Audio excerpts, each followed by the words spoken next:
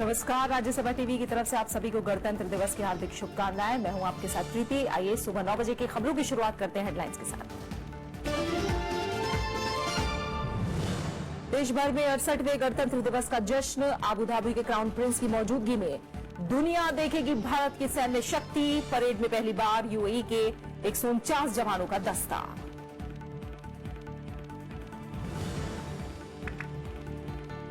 गणतंत्र दिवस की पूर्व संध्या पर राष्ट्रपति का संदेश। कहा, लोकतंत्र में जरूरी है समानता और सहिष्णुता। सदन में गतिरोध की जगह बहस पर जोर।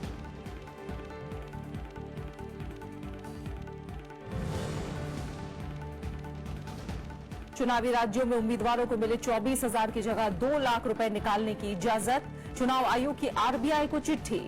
चुनावी प्रक्रिया तक अनुमति देने का अनुरोध।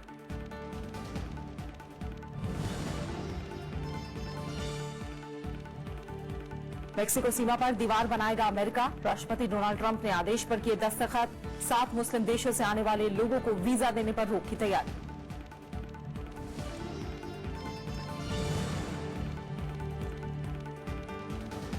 और भारत इंग्लैंड के बीच T20 सीरीज का पहला मैच आज। कानपुर के ग्रीन पार्क स्टेडियम में भिड़ेंगी दोनों टीमें। बोपन्ना ग्रेबियल को हराकर ऑस्ट्रेलियन ओपन के सेमीफाइनल में सानिया डॉडिक की जोड़ी।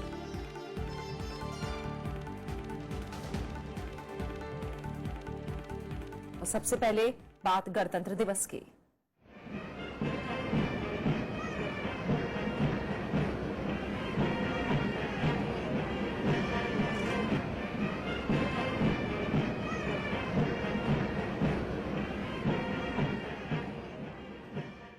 देश आज आन बान और शान के साथ 68वां गणतंत्र दिवस मना रहा है। दिल्ली के राजपथ पर परेड में देश की सैन्य शक्ति की झलक दिखेगी। गणतंत्र दिवस के मुख्य अतिथि अबू धाबी के क्राउन प्रिंस शेख मोहम्मद बिन जायद अल नाहयान हैं। राष्ट्रपति, उपराष्ट्रपति और प्रधानमंत्री ने देशवासियों को गणतंत्र दिवस की शुभकामनाएं दी हैं। देश आज 68वां गणतंत्र दिवस मना रहा है। गणतंत्र दिवस परेड के लिए दिल्ली का राजपथ पूरी तरह तैयार है। राष्ट्रपति प्रणब मुखर्जी के झंडा फहराने के बाद परेड शुरू हो जाएगी, जो करीब 2 घंटे तक चलेगी। सेना और अर्धसैनिक बलों के 15 मार्चिंग दस्ते शौर्य और शक्ति का प्रदर्शन करते हुए मार्च पास्ट करेंगे। राजपथ पर 17 राज्यों और 6 मंत्रालयों की झांकियां भी पेश की जाएंगी। पहली बार परेड में संयुक्त अरब अमीरात के 149 जवानों का दस्ता भी हिस्सा ले रहा है। ऐसा इसलिए हो रहा है कि इस साल गणतंत्र दिवस में मुख्य अतिथि अबू धाबी के क्राउन प्रिंस शेख मोहम्मद बिन जायद अल नहयान हैं। परेड की शुरुआत में 4 Mi-17 हेलीकॉप्टर आकाश से पुष्प वर्षा करेंगे। इसमें से एक हेलीकॉप्टर तिरंगा लेकर उड़ेगा, जबकि 3 अन्य हेलीकॉप्टरों पर सेना, नौसेना और वायुसेना की पताका फहराएगी। इसके बाद parade commander lieutenant general Manoj Naravane और उनके नायब मेजर जनरल राजेश सहाय सशस्त्र बलों के सर्वोच्च कमांडर भारत के राष्ट्रपति के प्रति सम्मान प्रकट करेंगे। परेड का सबसे बड़ा आकर्षण भारत के एकमात्र कैवेलरी का अपने प्रतापी घोड़ों के साथ मार्च होगा। करीब 100 NSG कमांडो का दस्ता भी पहली बार परेड में शामिल हो रहा है। देश में ही बना हल्का लड़ाकू विमान तेजस भी पहली बार दूसरे लड़ाकू विमानों के साथ आकाश में करतब दिखाता नजर आएगा। परेड में पहली बार तोप धनुष दिखाई देगी। इतना ही नहीं, T-90 टैंक, आकाश और ब्रह्मोस मिसाइल भी राजपथ पर नजर आएंगी। इसके अलावा राज्य अपनी अपनी झांकियों के जरिए अपनी परंपरा और संस्कृति की झलक पेश करेंगे। Bureau report, Rajya Sabha TV. गणतंत्र दिवस के मौके पर सुरक्षा के मद्देनजर राष्ट्रीय राजधानी दिल्ली समेत देश भर में सुरक्षा के कड़े प्रबंध किए गए हैं। संवेदनशील क्षेत्रों सहित चप्पे चप्पे पर सुरक्षा बल तैनात है। सुरक्षा एजेंसियों की हर कोने पर पैनी नजर है। सुरक्षा और खुफिया एजेंसियों को अलर्ट कर दिया गया है। राजधानी दिल्ली के कई इलाकों को विशेष सुरक्षा दायरे में लाया गया है। पुलिस और सुरक्षा बलों की हर गतिविधि पर नजर है। वहीं आम जनता को कोई परेशानी न हो, इसके लिए यातायात व्यवस्था में भी बदलाव किए गए हैं। देश भर में खासी चौकसी बरती जा रही है। गणतंत्र दिवस परेड के चलते इंडिया गेट और आसपास के सड़कों पर वाहनों की आवाजाही समारोह के समापन तक जारी रहेगी। गणतंत्र दिवस परेड विजय चौक से शुरू होकर राजपथ, इंडिया गेट, तिलक मार्ग, बहादुर शाह जफर मार्ग और नेताजी सुभाष मार्ग होते हुए लाल किला पहुंचेगी। इसलिए नई दिल्ली और केंद्रीय दिल्ली की तरफ जाने वाले लोगों को एहतियात बरतने की जरूरत है। परेड समाप्त होने तक रफी मार्ग, जनपथ और मानसिंह रोड से राजपथ तक यातायात पर पाबंदी रहेगी, जबकि सी हेक्सागन, इंडिया गेट और तिलक मार्ग पर भी वाहन नहीं चलेंगे। आईटीओ चौक, डॉक्टर दिनेश नंदिनी डालमिया चौक और दिल्ली गेट पर परेड की स्थिति के मुताबिक ही गाड़ियों के आने जाने की इजाजत होगी। वहीं राजधानी दिल्ली में मेट्रो सेवाएं लोगों के लिए चालू रहेंगी, लेकिन कुछ स्टेशनों पर प्रवेश और बाहर निकलने की इजाजत नहीं होगी। उद्योग भवन और केंद्रीय सचिवालय स्टेशन 12:30 बजे दोपहर तक बंद रहेंगे। पटेल चौक और लोक कल्याण मार्ग स्टेशन भी 12:30 बजे तक बंद रहेंगे। ब्लू लाइन पर 2 स्टेशनों मंडी हाउस और प्रगति मैदान के बीच मेट्रो की सेवाएं तब रोकी जाएंगी जब परेड तिलक मार्ग से गुजर रही होगी। साथ ही दिल्ली एनसीआर की सभी पार्किंग आज दोपहर 2 बजे के बाद खुलेगी। यात्रियों को सलाह है कि वो आज टाइम टेबल देखकर ही मेट्रो के सफर को तय करें। राजपथ पर होने वाले मुख्य समारोह के अलावा देश भर में गणतंत्र दिवस मनाया जा रहा है। विभिन्न राज्यों की राजधानी में राज्यपाल गणतंत्र दिवस के मौके पर झंडा फहरा रहे हैं और परेड की सलामी ले रहे हैं। केरल की राजधानी तिरुवनंतपुरम में राज्यपाल पी सदाशिवम ने तिरंगा फहराया। इस मौके पर मुख्यमंत्री पिनाराई विजयन भी मौजूद हैं।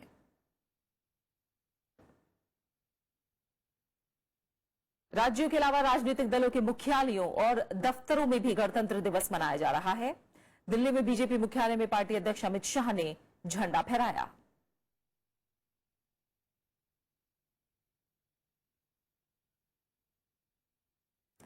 राष्ट्रपति प्रणब मुखर्जी ने गणतंत्र दिवस की पूर्व संध्या पर राष्ट्र को संबोधित किया।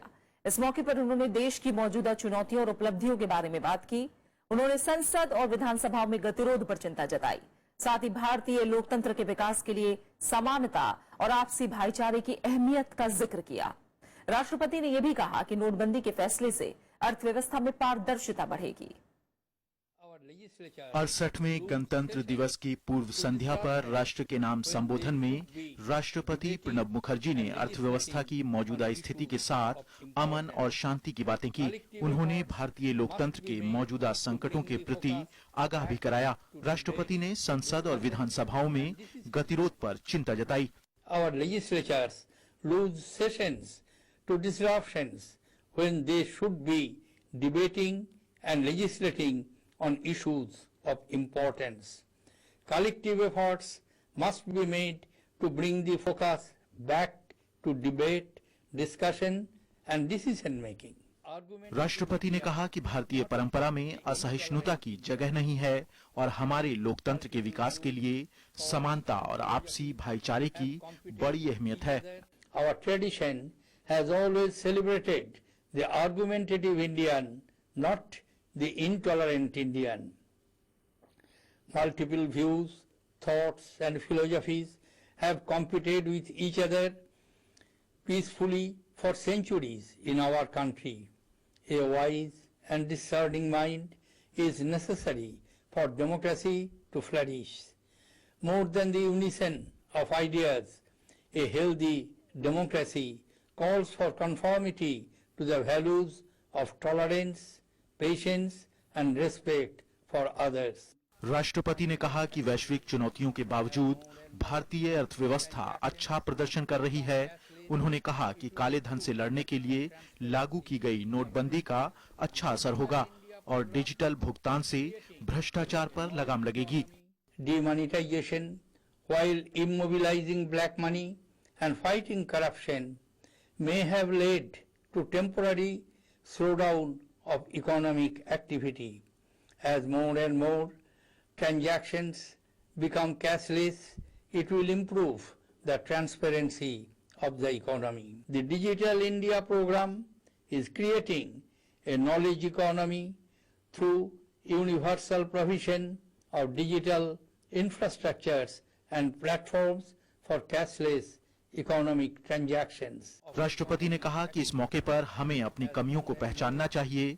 उन्होंने ग्रामीण इलाकों में ज्यादा सुविधाएं मुहैया कराने और खेती को और बढ़ावा देने पर भी जोर दिया, ताकि ग्रामीण भारत का जीवन स्तर बेहतर किया जा सके। Bureau report, Rajya Sabha TV. गणतंत्र दिवस की पूर्व संध्या पर सेना ने कल अपने जाबाज जवानों को वीरता पुरस्कारों से नवाजा। इसमें पीओके में सर्जिकल स्ट्राइक में हिस्सा लेने वाले 4 और 9 पैरा स्पेशल फोर्स के 19 जवान शामिल हैं। 4 पैरा स्पेशल फोर्स के मेजर रोहित सूरी को कीर्ति चक्र से सम्मानित किया गया, जबकि 9 पैरा फोर्स के commanding officer Kapil Yadav, 4 para SF के कमांडिंग ऑफिसर हरप्रीत संधू को युद्ध के लिए सेवा मेडल दिए गए हैं। गोरखा राइफल्स के हवलदार प्रेम बहादुर को मरणोपरांत कीर्ति चक्र दिया गया।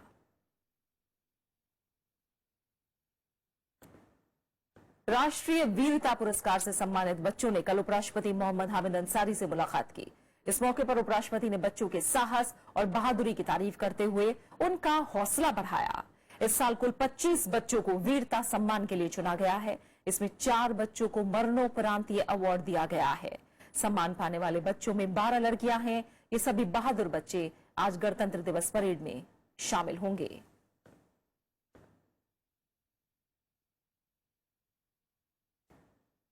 गणतंत्र दिवस के मौके पर संसद भवन सहित राष्ट्रपति भवन और उसके आसपास की इमारतें रोशनी से सराबोर हैं। ये इमारतें 29 जनवरी तक जगमग रहेंगी।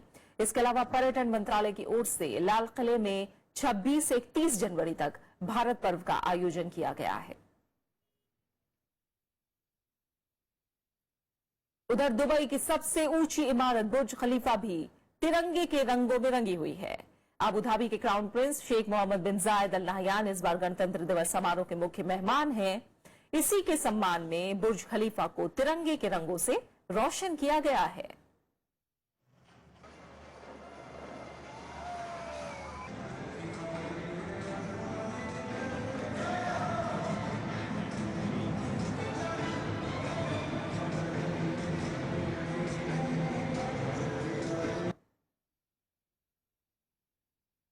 रूस के राष्ट्रपति व्लादिमीर पुतिन ने राष्ट्रपति प्रणब मुखर्जी और प्रधानमंत्री नरेंद्र मोदी को गणतंत्र दिवस की बधाई दी है। गणतंत्र दिवस की पूर्व संध्या पर भेजे गए बधाई संदेश में पुतिन ने कहा कि भारत के साथ विशेष साझेदारी रूस की विदेश नीति की प्राथमिकता है। उन्होंने अपने संदेश में कहा कि स्वतंत्रता के बाद दशकों के विकास के साथ भारत ने आर्थिक, सामाजिक, वैज्ञानिक, तकनीकी और दूसरे क्षेत्रों में शानदार सफलता हासिल की है।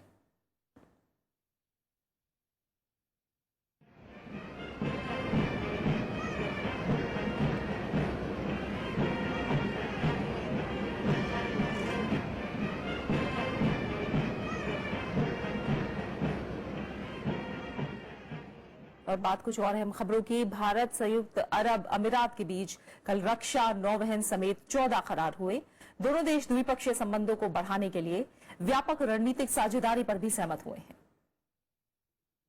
भारत यूएई की साझा प्रेस कॉन्फ्रेंस में प्रधानमंत्री नरेंद्र मोदी ने दोनों देशों के बीच मजबूत होते रिश्तों का जिक्र किया। प्रधानमंत्री ने आतंकवाद को बड़ा खतरा बताते हुए इससे मिलकर मुकाबला करने की बात कही। उन्होंने उद्योग और व्यापार को बढ़ावा देने पर भी जोर दिया। प्रधानमंत्री ने रक्षा क्षेत्र, अफगानिस्तान और पश्चिम एशिया में सहयोग बढ़ाने की बात कही। Have added growing new dimensions to our relationship.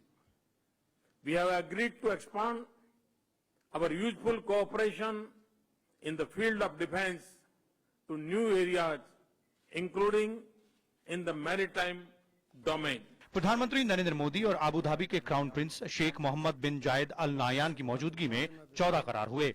इसमें रक्षा, नौवहन, व्यापक रणनीतिक भागीदारी, जहाजरानी, कृषि, व्यापार, तेल भंडारण और प्रबंधन, ऊर्जा दक्षता, सड़क परिवहन और राजमार्ग और मानव तस्करी की रोकथाम समेत 14 समझौते शामिल हैं। इस मौके पर अबू धाबी के क्राउन प्रिंस नाहयान ने भारत के साथ सहयोग बढ़ाने पर जोर दिया। اتفاقيات الشراكة الاستراتيجية ولعل ما يعزز هذه الثقة ويقويها ما لمسته خلال لقاءاتي مع المسؤولين في الجمهورية। इससे पहले दोनों नेताओं के बीच द्विपक्षीय और बाद में प्रतिनिधि स्तर की वार्ता हुई। बुधवार को राष्ट्रपति भवन में अबू धाबी के क्राउन प्रिंस का रवायती स्वागत किया गया, जहां उन्होंने गार्ड ऑफ ऑनर का निरीक्षण किया।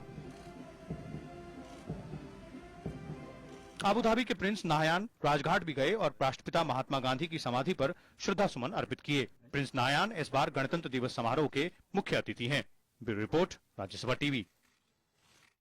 संयुक्त अरब अमीरात के क्राउन प्रिंस शेख मोहम्मद बिन जायद अल नाहयान ने राष्ट्रपति प्रणब मुखर्जी से मुलाकात की।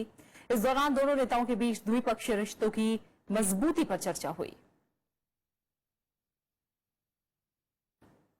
साथ ही संयुक्त अरब अमीरात के क्राउन प्रिंस शेख मोहम्मद बिन जायद अल नाहयान उपराष्ट्रपति मोहम्मद हामिद अंसारी से भी मिले। शिष्टाचार भेंट के दौरान दोनों ने विभिन्न मुद्दों पर चर्चा की।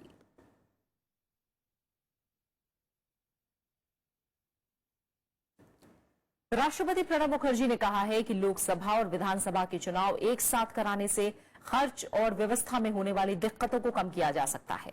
राष्ट्रीय मतदाता दिवस के मौके पर प्रणब मुखर्जी ने कहा कि चुनाव आयोग को इस मुद्दे पर राजनीतिक दलों में सहमति बनाने के लिए पहल करनी चाहिए। राष्ट्रीय मतदाता दिवस पर चुनाव आयोग की ओर से आयोजित कार्यक्रम में राष्ट्रपति प्रणब मुखर्जी शामिल हुए।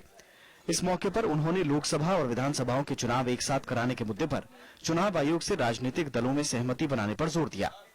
If political parties seriously agree on this issue with the help of the Election Commission, rather under the aegis of Election Commission, it may be possible. Because it can remove a lot of inconvenience, both in terms of expenditure and also in terms of management. राष्ट्रपति ने देश में चुनाव सुधार और शांतिपूर्ण मतदान कराने को लेकर आयोग की तारीफ की। वहीं इस मुद्दे पर चुनाव आयोग कह चुका है कि इसके लिए 10,000 करोड़ के खर्च के साथ ही बड़ी तादाद में सुरक्षा बलों और ईवीएम की जरूरत होगी। साथ ही इसके लिए संविधान में संशोधन करना पड़ेगा। View has already been conveyed to Law Ministry as well as to Parliamentary panel that once the amendment in the Constitution are made through a process of political consensus, the Commission with certain additional resources can undertake the exercise of simultaneous election in future. समारोह में राष्ट्रपति ने कई चुनाव अधिकारियों को सम्मानित किया। सेमिनार में कई देशों के चुनाव अधिकारियों ने भी हिस्सा लिया।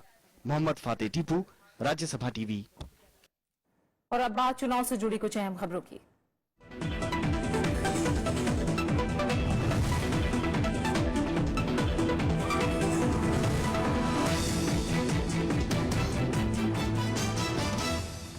चुनाव आयोग ने आरबीआई को उम्मीदवारों को एक हफ्ते में 24,000 रुपए के बजाय 2 लाख रुपए निकालने की छूट देने को कहा है। आयोग ने आरबीआई को यह सुविधा मतगणना की तारीख 14 मार्च तक देने की गुजारिश की है। आयोग ने आरबीआई गवर्नर उर्जित पटेल को लिखी चिट्ठी में बताया है कि नोटबंदी के बाद नकदी निकासी की मौजूदा सीमा के चलते उम्मीदवारों को चुनाव खर्च पूरा करने में परेशानियां आ रही हैं। उत्तर प्रदेश, उत्तराखंड और पंजाब में विधानसभा चुनाव लड़ रहे उम्मीदवारों के लिए चुनाव आयोग ने 28 लाख रुपए के खर्च की इजाजत दी है, जबकि गोवा और मणिपुर में यह सीमा 20 लाख रुपए है। लेकिन एक हफ्ते में 24,000 रुपए निकासी की सीमा के चलते उम्मीदवारों को भी दिक्कतों का सामना करना पड़ रहा है। आयोग ने कहा है कि विधानसभा क्षेत्र के चुनाव अधिकारी ये प्रमाण पत्र जारी करें कि उम्मीदवारों को हर हफ्ते बैंक खाते से 2 लाख रुपए की निकासी की इजाजत दी जाएगी। ये बैंक खाता विशेष रूप से चुनाव खर्च के लिए खोला जाता है।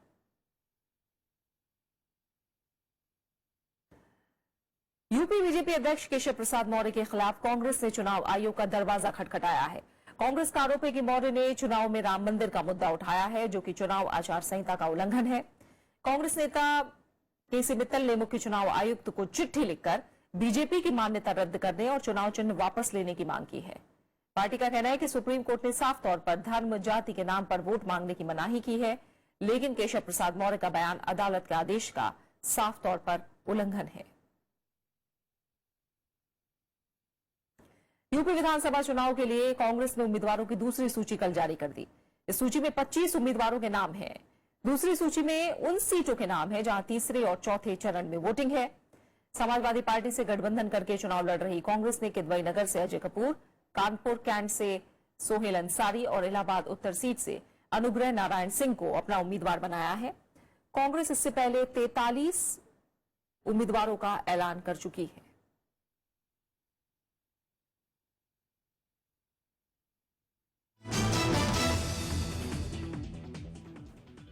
कुछ और खबरें। बाजार नियामक सेबी ने यूनाइटेड स्पिरिट्स मामले में देश से बाहर जा चुके विजय माल्या और 6 अन्य को शेयर बाजार से प्रतिबंधित कर दिया है। विजय माल्या और यूनाइटेड स्पिरिट्स के पूर्व अधिकारी अशोक कपूर को किसी लिस्टेड कंपनी में डायरेक्टर पद लेने से भी रोका गया है। अब माल्या और 6 अन्य व्यक्ति शेयर बाजार में किसी तरह के लेन देन और कारोबार को नहीं कर पाएंगे। SEBI United Spirits Limited company में धन के कथित हेरफेर और अनुचित लेन देन से जुड़े मामलों की जांच कर रहा है। इस पर विजय माल्या ने ट्वीट किया कि उन्होंने इतना कुछ किया और उन्हें यही सिला मिला।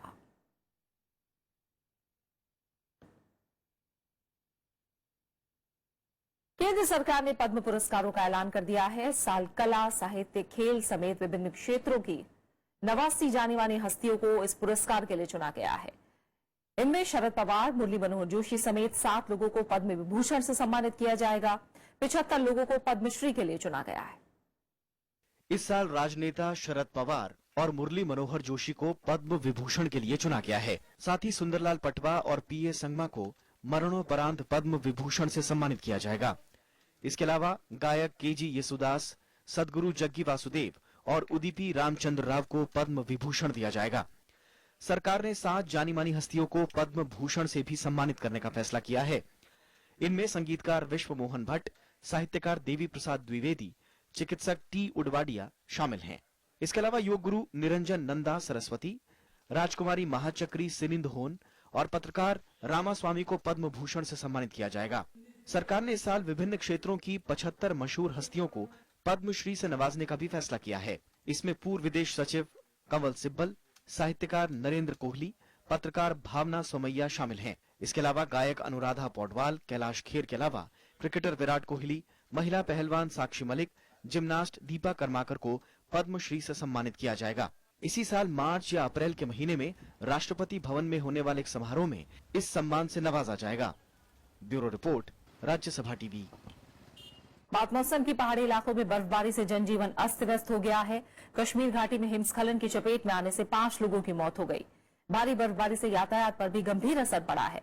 मौसम विभाग ने अगले 2 दिनों में जम्मू कश्मीर और हिमाचल प्रदेश में भारी हिमपात की चेतावनी दी है।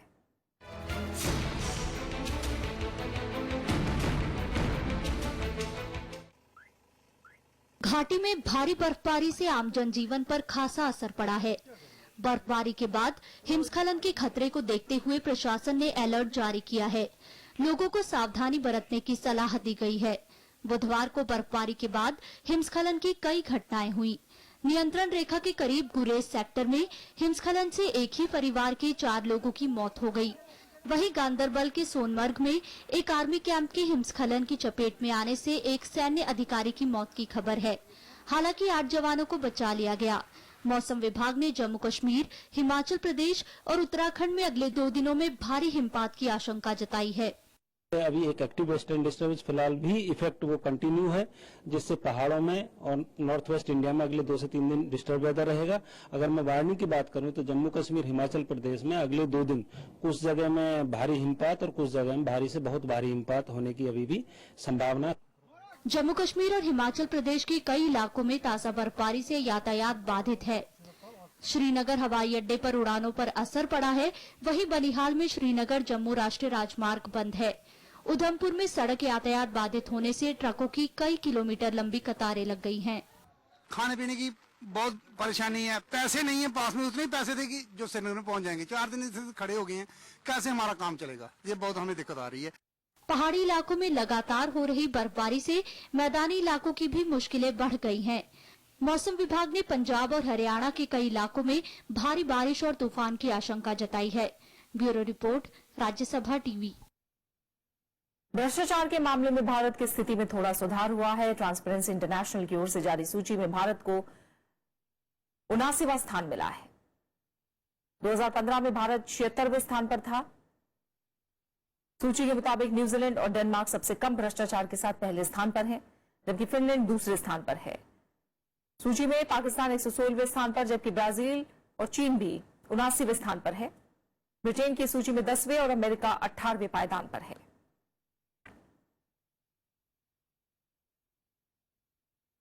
भारतीय मूल की अमेरिकी नेता निकी हेली ने संयुक्त राष्ट्र में अमेरिकी राजदूत का पद संभाल लिया है। कल वॉशिंगटन में उपराष्ट्रपति माइक पेंस ने उन्हें शपथ दिलाई। इससे पहले मंगलवार को अमेरिकी संसद ने सर्वसम्मति से उनके नाम पर मुहर लगा दी। 45 साल के लिए अमेरिका में किसी भी राष्ट्रपति के कार्यकाल में किसी कैबिनेट स्तर का दर्जा पाने वाली पहली भारतीय अमेरिकी नेता हैं।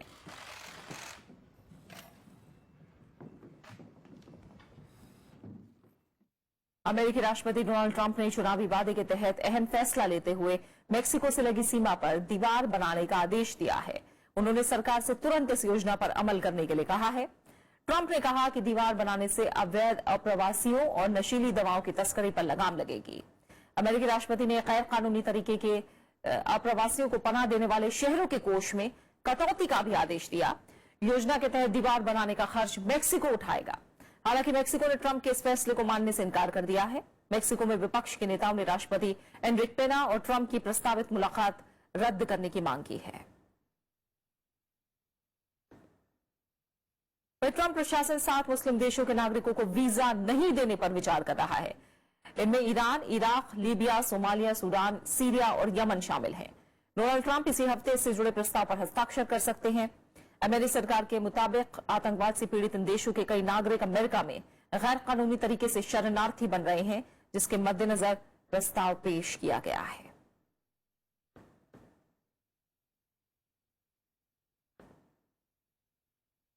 बात क्रिकेट की। भारत और इंग्लैंड के बीच आज कानपुर में 3 T20 मैचों की सीरीज का पहला मैच खेला जाएगा। टीम इंडिया का इरादा जहां इस मैच को जीतकर सीरीज में शानदार शुरुआत का होगा, वहीं इंग्लैंड आखिरी वनडे में मिली जीत के बाद मिली लय को बरकरार रखना चाहेगी। भारतीय टीम में सुरेश रैना और आशीष नेहरा ने टीम में वापसी की है। युवा बल्लेबाज ऋषभ पंत को भी T20 में पहला मौका मिल सकता है। वहीं फॉर्म में चल रहे विराट कोहली, युवराज सिंह और महेंद्र सिंह धोनी पर भी सबकी निगाहें होंगी। अश्विन और जडेजा की गैर मौजूदगी में अमित मिश्रा और परवेज रसूल को मौका मिल सकता है। इंग्लैंड की टीम में जो रूट ने वापसी की है।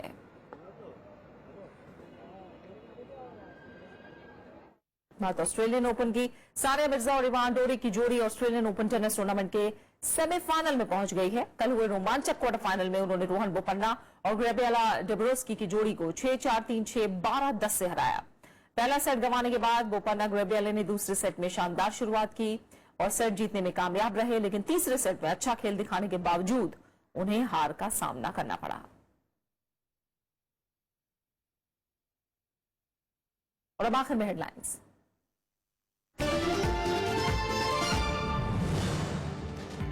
देश भर में 68वें गणतंत्र दिवस का जश्न। आबू धाबी के क्राउन प्रिंस की मौजूदगी में दुनिया देखेगी भारत की सैन्य शक्ति। परेड में पहली बार यूएई के 149 जवानों का दस्ता।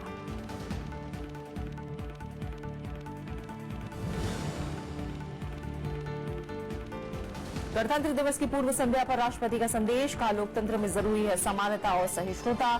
सदन में गतिरोध की जगह बहस पर जोर।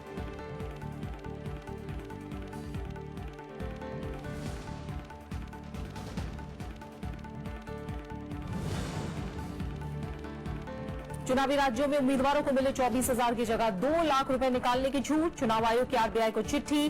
चुनावी प्रक्रिया तक अनुमति देने का अनुरोध।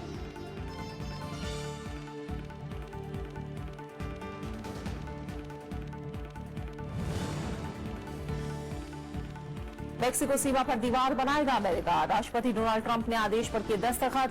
7 मुस्लिम देशों से आने वाले लोगों को वीजा देने पर रोक की तैयारी।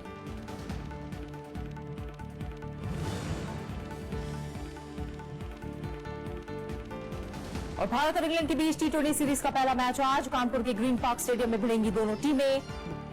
बोपन्ना ग्रेबियल को हराकर ऑस्ट्रेलियन ओपन के सेमीफाइनल में सानिया डोरिक की जोड़ी।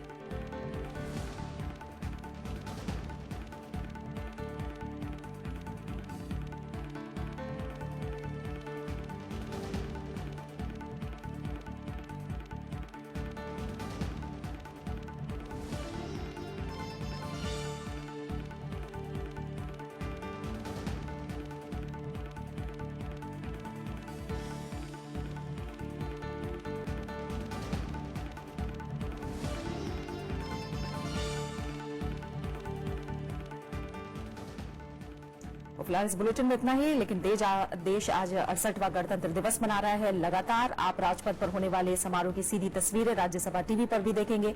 आइए सीधा